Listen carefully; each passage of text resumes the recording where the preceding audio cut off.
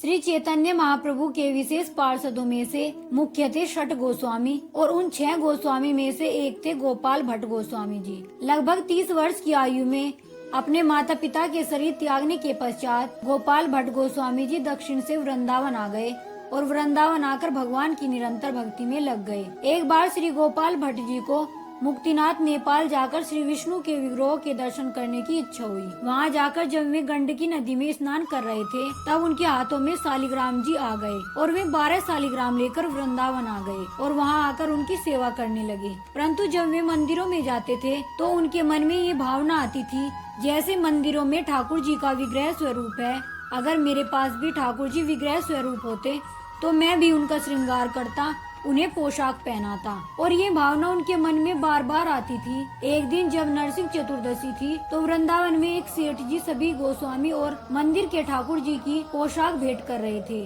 सेठ जी श्री गोपाल भट्ट गोस्वामी जी के पास भी गए और उन्हें उनके ठाकुर जी के लिए पोशाक भेंट की। परंतु श्री गोपाल भट्ट जी के पास शालिग्राम थे तो वे उन्हें वो पोशाक नहीं पहना सकते थे। वे बहुत दुखी हुए और प्रहलाद चरित्र का पाठ करने लगे। तभी उनके अंदर से भावना प्रकट हुई कि प्रभु जैसे आप प्रहलाद के लिए खम्बे को फाड़कर प्रकट हो सकते हैं तो क्या इस गोपाल भट्ट के लिए शालिग्राम से प्रकट नहीं हो सकते।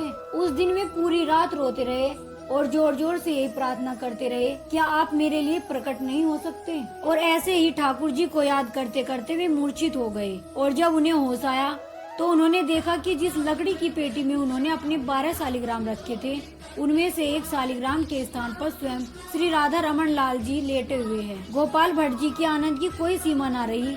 राधा रमन लाल जी दुनिया का पहला ऐसा विग्रह है जो स्वयं एक भक्त की भावना को देखकर शालिग्राम से प्रकट हुआ है। राधा रमन जी का मुख गोविंद देव जी जैसा, उनका वक्ष स्थल श्री गोपीनाथ जैसा और उनके चरण श्री मदन मोहन जी जैसे हैं। इस प्रकार श्री राधा रमन लाल जी में एक साथ 3 ठाकुरों के दर्शन होते हैं। जब ठाकुर जी प्रकट हुए थे और उनके लिए भोग बनाने के लिए गोपाल भट्ट जी जो मंत्रों द्वारा अग्नि जलाई थी वो आज भी 500 साल से निरंतर जल रही है और उस अखंड अग्नि पर ही मंदिर का पूरा प्रसाद आज भी बनता है। जय श्री राधा रमन।